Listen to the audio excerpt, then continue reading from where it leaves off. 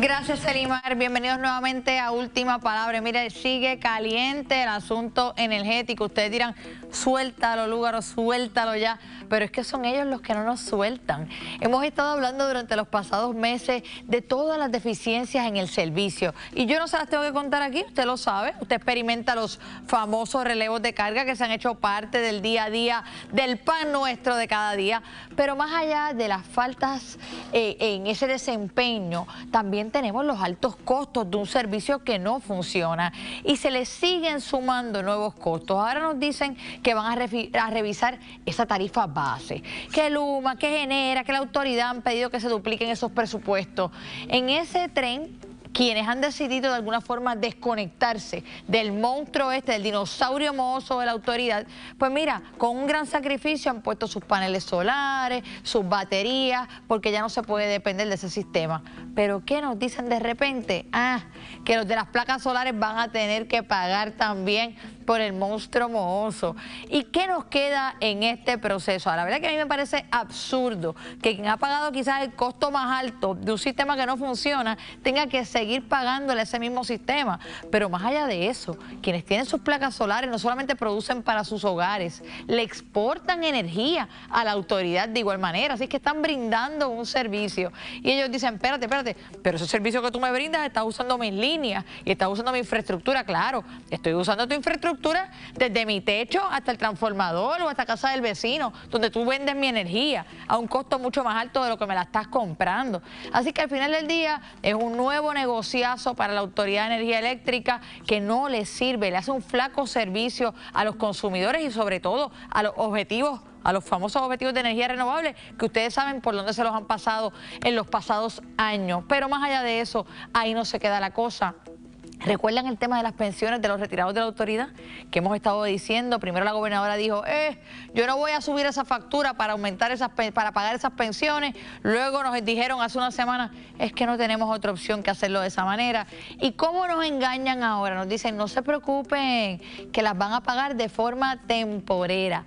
¿Hay alguien en su casa que realmente crea que esto va a ser temporero?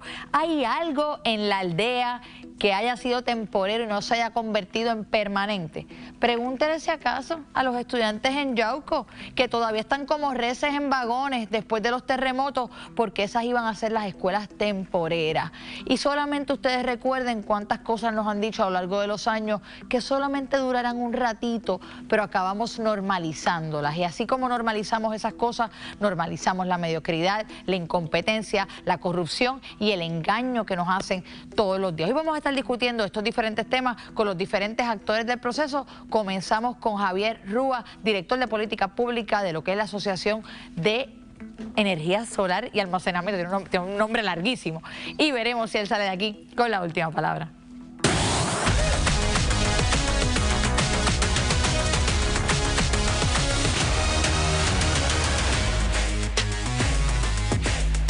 Ya está Javier Rúa Jovet con nosotros. Javier, ese nombre de la asociación está súper largo. CESA en inglés. CESA en inglés. Bueno, ¿cómo les ha caído este balde de agua fría con el gobierno diciendo que ahora los de las placas también tienen que pagar?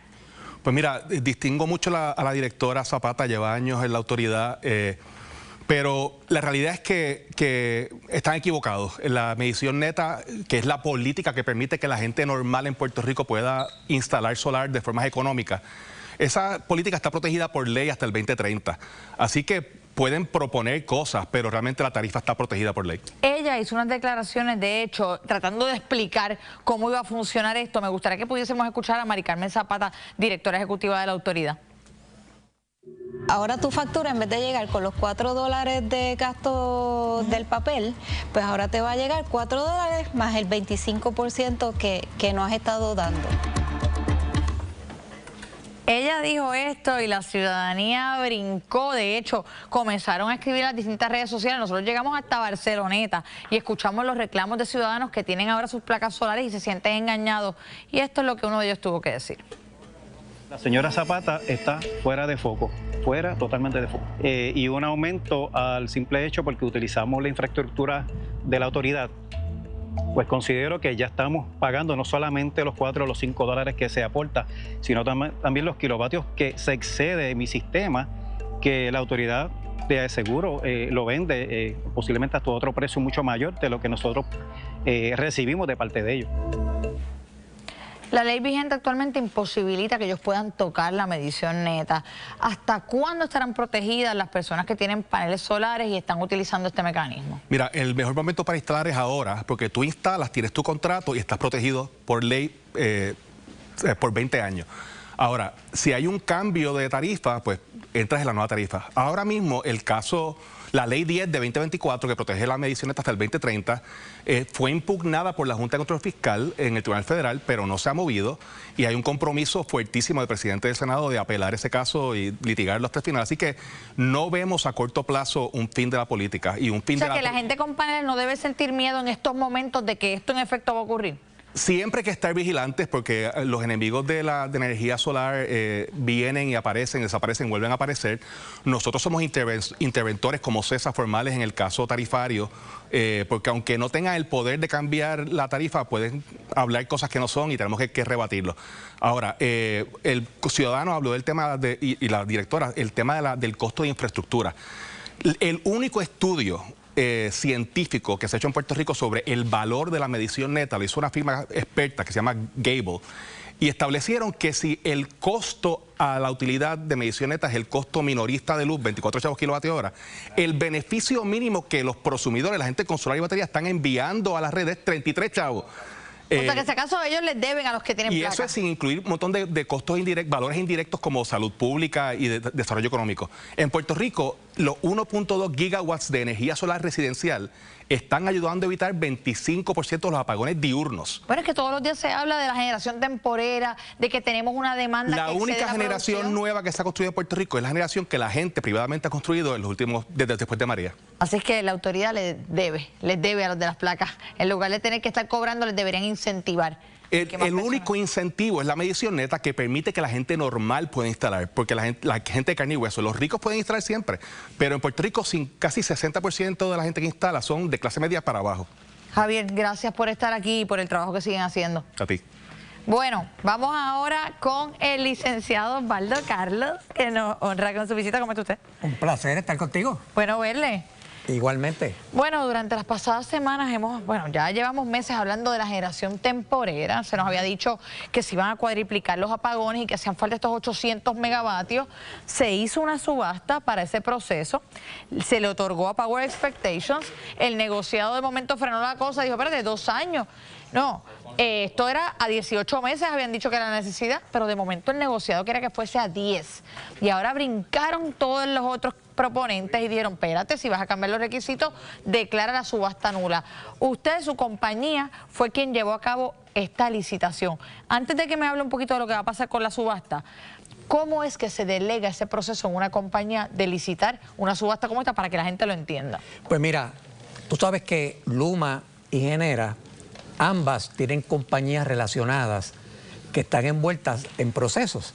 O sea que tú tienes, por ejemplo, que Genera tiene un suplidor de gas que es su empresa matriz. Y tú tienes también que Luma tiene una empresa matriz que provee servicios a Luma como tal. Y cuando tú tienes esta situación, tú no puedes permitir que sean ellos mismos los que lleven a cabo la subasta, porque obviamente existen unos conflictos de interés bien grandes. Y por el hecho de que los contratos que se hicieron con Luma y Genera permiten que sus compañías relacionadas, afiliadas y demás compitan en subasta, pues entonces se necesita un tercero que sea el que lleve esa subasta. En un momento la gobernadora dijo que no iba a permitir que la compañía matriz de Genera participara. Dijo, pues si ustedes no están logrando hacer el trabajo, ¿cómo se lo vamos a dejar a ustedes mismos?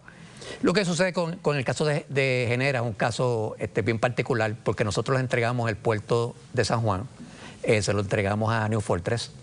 Más nadie puede conectarse en el puerto de San Juan, ningún barco puede llegar hasta allí y conectarse a las líneas de gas que van a las unidades que están en San Juan, particularmente Puerto Nuevo. Más abajo está también Palo Seco, que allí todavía no está la tubería, pero es que... Y ahora están gasificando las unidades. Exactamente. Y definitivamente que cuando tú tienes ese tipo de compañía con esa ventaja, pues la problemática es que los demás que compiten que no pueden arrimarse al muelle y conectarse a la tubería de gas, el costo es mayor porque tienen que hacerlo por otros métodos. Tienen que irse al sur, a muelles por el sur, tienen que transportar en tanques y eso encarece las propuestas de ellos. Entonces, ahora que se han cambiado estos términos, porque lo que están diciendo es, si tú me llegas a decir que era 10 años que me ibas a contratar, yo te daba el costo más bajito.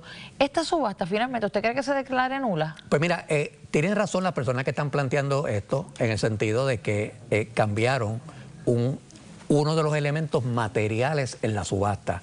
Y cuando esto ocurre, pues hay un mandato de la reglamentación que hay que seguir, y si tú tienes un cambio material que hubiese permitido que otras compañías compitieran, quizá hay compañías que ni compitieron porque eran 1 o 2 años. Y era muy caro traer esa operación para tan poco tiempo. Estamos hablando de una operación que cuesta más de $1.000 millones. Así que no muchas compañías estaban dispuestas con un contrato de 1 o 2 años entrar a hacer esa inversión. Donde ni les garantizaban que les iban a comprar la energía. Ahora, con todas las de 10 años, ya son otros 20 pesos. Así que esta noche va a haber una resolución de ese problema. Vamos a estar trabajando con él. Es la primera vez que alguien entrevista al TPPO, o sea que esta es tu exclusiva. Pónmele ahí, exclusiva. Exclusiva. Es una oficina que se creó. Nosotros licitamos para formar parte de este TPPO. Somos un grupo de ex fiscales federales. Somos un grupo de ex agentes de la Oficina del Inspector General que por años estuvimos persiguiendo a la gente que traqueteaban los RFPs. O sea que sabemos de cómo se corre esto, sabemos todas las salvaguardas que hay que establecer, las tenemos y son bien estrictas.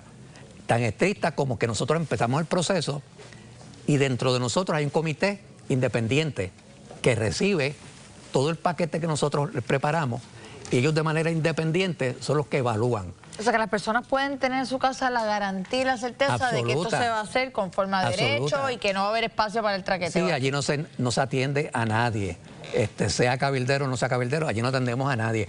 Incluso este comité que hace la selección no sabe quiénes son las compañías, porque nosotros hacemos el trabajo de cambiar todos los documentos para que tengan seudónimo. Qué bien. Así que ellos están atendiendo quizás a Elvis Presley, quizás a otra cantante. Claro, a Madonna. Exacto. Y hay 2 personas que saben que son los que pueden atar una compañía a la otra. Y al final del camino... Así que casi es un proceso de adjudicación ciego, basado en los méritos de la propuesta. Exactamente. Al final del día, la generación temporal definitivamente, por lo menos para verano, no va a estar. Sí, pero mira, también hay que explicar que la generación temporera, todo el mundo pensaba que esto es para los huracanes. No, mira, eso es una parte de lo que esta generación temporera nos puede traer. También está el problema de los picos. También está el problema de los apagones. Pero perdón, ¿vamos a necesitar esa generación para 10 años? Bueno, hay generación aquí que tenemos para picos, por ejemplo, que están haciendo el trabajo de generación base. Que si no tuviésemos esa generación de emergencia o no de estoy pico, de acuerdo. La pregunta es, ¿se va a tardar tanto nuestro gobierno? Es que usted sabe que aquí pecamos de que lo temporero se convierte en permanente. Sí. Y si tienen ese resguardo ahí, pues van a ponerse bien lentos para la construcción de plantas generatrices, hacer lo que tienen que hacer. Ese resguardo se necesita porque, entre otras razones, tú tienes que estas plantas, hay que convertirlas de diésel o petróleo a gas. También hay que hacerles mantenimiento. O sea que ese resguardo siempre tiene que estar ahí, porque cuando vengan las conversiones, cuando una de estas plantas necesite mantenimiento, hay plantas que no se han ido en mantenimiento completo en años, porque no se han podido apagar, porque el sistema se las necesita. Ahora con estas plantas que se van a traer, se van a poder apagar y se les va a poder dar el mantenimiento que ellas llevan. Licenciado, gracias por estar con nosotros. Seguro. Vamos a esperar esa resolución para ver qué dice y gracias por la exclusiva. Seguro que sí. Bueno, lo tuvieron aquí, pero aún hay más. Iván, cuéntanos qué tenemos al regreso. Gracias, Alexandra. La hacen y no la pagan. Jueza arremete con exgobernadora Wanda Vázquez. ¿Qué le dijo? Lo discutimos en directo al punto. Además, la matemática no falla. 2 negativos no hacen un positivo. Y le digo de qué se trata al volver. Esto es Última Palabra.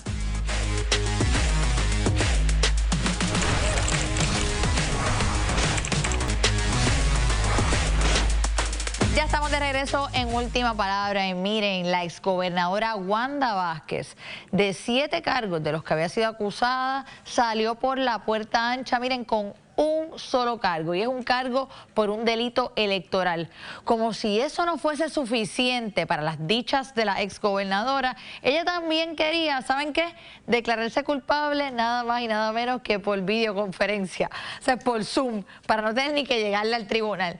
Pero la jueza Silvia Carreño fue muy fuerte con sus declaraciones con respecto a eso y dijo, miren, por aquí no va a pasar. Esto fue lo que tuvo que decir. Aunque están ahora acusados de un delito menor, sigue siendo un delito que lacera la integridad de nuestro proceso electoral democrático. El delito imputado representa un ataque a un principio fundamental de nuestra sociedad democrática: elecciones libres y justas. En consecuencia, el tribunal no ejercerá su discreción para permitir que las audiencias de lectura de cargos y los alegatos sean celebrados por videoconferencia. Así que ahí lo tienen. La jueza dijo no, se tienen que presentar aquí para las diferentes acusaciones, se tienen que presentar aquí a declararse culpable de estos delitos, y esto lo analizamos hoy junto a Anabel Torres Colbert en Directo al Punto.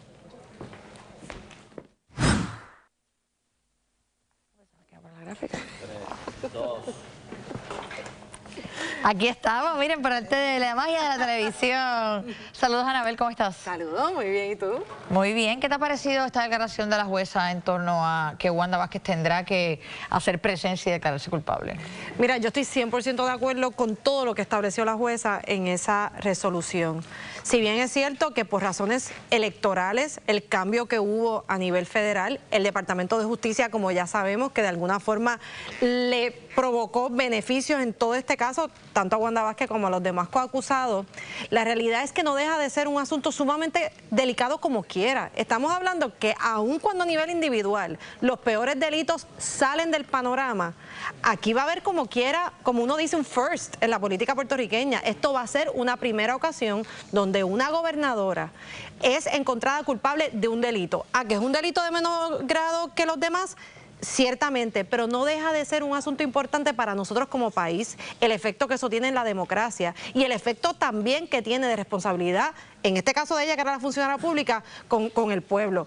Y la jueza habla de su inconformidad, que si bien no controlaba todo lo que pasó a nivel del Departamento de Justicia, que no tenía discreción para poder hacer algo distinto, aun cuando aquí se sabía que había pruebas, aquí había gente que había cooperación, aquí habían grabaciones, aquí había muchísima evidencia, que eso fue tema de conversación durante todos estos años sobre el volumen de la prueba.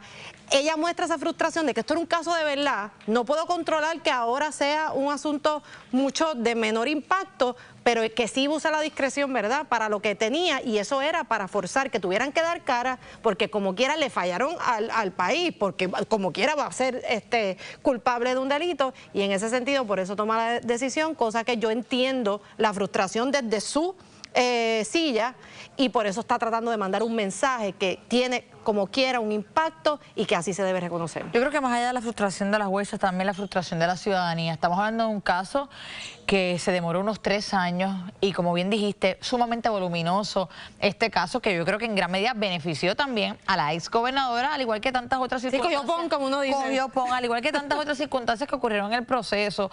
Pero al final, unos cargos tan fuertes como lo eran el soborno, que acabe esto con un delito electoral. Y es un delito electoral de aportaciones de un extranjero a una campaña, que no deja de ser importante, pero no se compara en nada. Entonces, yo creo que hay muchos ciudadanos allá afuera que dicen, contra, es que seguimos viendo cómo la impunidad se normaliza y se institucionaliza, y al final, al no haber consecuencias, seguirán haciendo lo mismo. Mira, eso es un debate que lo tenemos en estos foros todo el tiempo. Realmente esto lleva un mensaje para los políticos, realmente el castigo que al final tienen, el alargar, el dilatar. En este caso le funcionó, porque al haber un cambio electoral, tú sabes que eso, vamos a alargar, a ver qué cambio de circunstancias hay que pueda beneficiar. Y apostaron al cansancio y apostaron. Y de cierta manera lo vemos con tantos casos, en que esto es una corrupción, pero vemos cómo el sistema a veces es lo que provoca frustración en la ciudadanía, en que no haya consecuencias con tantos temas distintos. Pero yo quiero pensar que como quiera, porque también es histórico que una gobernadora, y que nadie pierda de perspectiva que cuando se cometieron estos actos era gobernadora. Esto no era candidata, esto una no era... gobernadora que se alambró para grabar a la entonces comisionada residente, ahora gobernadora y presidente del Senado. Bueno, por eso es que dicen que ni PNP, porque no le reconocen que realmente representara al partido y que estuvo ahí como carambola. Y aun cuando quizás no eran las circunstancias que mucha gente esperaba, yo invito a que como quiera se hable, se entienda el impacto, se entienda que como quiera hubo algún, ¿verdad?, leve en el sentido de consecuencia, y que también se vea qué va a pasar después, porque aquí podemos dejar sobre la mesa los beneficios que puede tener como exgobernadora. Ella sigue siendo abogada, lo que se le va a encontrar culpable, qué tipo de falta ética, de moralidad. Eso representa también en la profesión que todavía va a tener licencia, si eso va a ser un proceso, o si el Departamento de Justicia como quiera pudiese hacer algo sobre este caso, que podemos pensar que no va a pasar nada, pero ahí están las interrogantes y ver qué consecuencias podemos exigir. Sea lo que sea, yo felicito a la jueza porque yo creo que a Puerto Rico le hace falta ese video de una ex fiscal, ex procuradora, ex secretaria de Justicia y ex gobernadora declarándose culpable de un delito. Yo creo que de alguna forma nos brinda un poquito de esperanza de que hay consecuencias, al menos para algunos. Gracias, Anabel, por estar aquí con nosotros. Aún queda más, Iván, cuéntanos qué tenemos al regreso.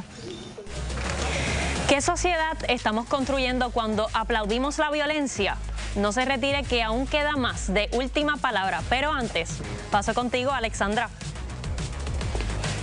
Bueno, el tema de Don Miguel ha dado mucho de qué hablar, particularmente por la polarización que se ha creado, y nos hemos encontrado con una sociedad que está defendiendo en gran medida a un padre que asesinó al agresor de su hija. Hoy quería discutir esto con nuestra psicóloga, la doctora Cristina González, para ver este fenómeno que está ocurriendo. ¿Cómo está, doctora? Todo bien, todo bien. Bueno, nos hemos encontrado con que la sociedad está defendiendo a una persona que ha cometido un asesinato, tanto así que el exsecretario de Justicia felicitó a Don Miguel por estos actos. ¿Cómo lo ves? Bueno, definitivamente, como mencionamos, un negativo y otro negativo no crean un positivo. Así que sí tenemos un problema de violencia que está afectando diferentes sectores. Estamos hablando ahora de violencia de género, que no le hemos tocado a profundidad y definitivamente tenemos que hacerlo en este segmento. Pero el detalle es que tenemos una población que puede empatizar y eso lo necesitamos. Necesitamos empatizar con todas las personas de este caso, no significa, ¿verdad?, no necesariamente con una solamente. Ahora tenemos que tener cuidado de que esa línea de empatía entonces raye en celebrar la violencia o entonces aceptar conductas que lo que nos van a generar son más problemas colectivamente, ¿verdad?, lo que se refiere a toda nuestra comunidad. ¿Qué puede haber degenerado en que nuestra sociedad haya pivoteado a la violencia como un mecanismo ante la desesperanza o la frustración con el sistema? La realidad es eso mismo, o sea, cuando vemos impotencia, frustración significativa con un problema que continúa siendo rampante, que no parece tener una solución, pues la gente puede responder de diferentes maneras. En este caso yo creo que muchos nos identificamos, si tienes hijos, tú te identificas con ese sentimiento de nada más imaginarte que le hagan ese tipo de daño a tu hija, a mi hija. No es que nos pase por la mente, nos pasa por la mente. Ahora, ahí es donde necesitamos reevaluar nuestras posturas sobre qué es aceptable, qué no es aceptable. Ahí es donde necesitamos, sí, un mejor mecanismo de respuesta de un sistema tanto legal, pero la parte de corrección también, o sea, parte de este problema es enfocarnos más en los agresores, en esas conductas. Aquí se responsabiliza mucho a la víctima de tener que ser la que se defiende, la que se protege, la que busca la ayuda, pero ¿dónde está toda esa literatura que tenemos sobre los agresores implementada en los sistemas de respuesta? Eso es lo que está haciendo falta para que los ciudadanos no se sientan que tienen que llevarse esto a sus manos y responder, para que los padres se sientan seguros de que sus hijas están seguras y nuestros hijos están seguros. Tanto, ¿verdad?, aquellos que pueden sufrir como víctimas, sino los agresores también.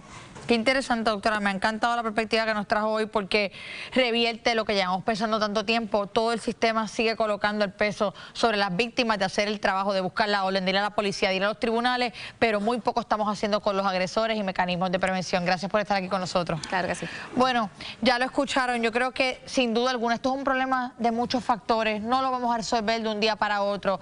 Hay que tener una colaboración interagencial. Hay que entender que aquí inciden muchísimas cosas, pero pero que dentro de todo la comunicación, el diálogo, el ir a la raíz del tema debe estar también centrado en reeducar, en un currículo que realmente nos permita abrazar relaciones saludables entre las personas, el respeto entre los seres humanos y sobre todo el control de impulsos entre tantos momentos que estamos viviendo como sociedad. Ya con eso cerramos por hoy en Última Palabra. Ahora los dejo con Ferdinand Pérez directamente desde la ciudad señorial de Ponce. Adelante, Ferdinand.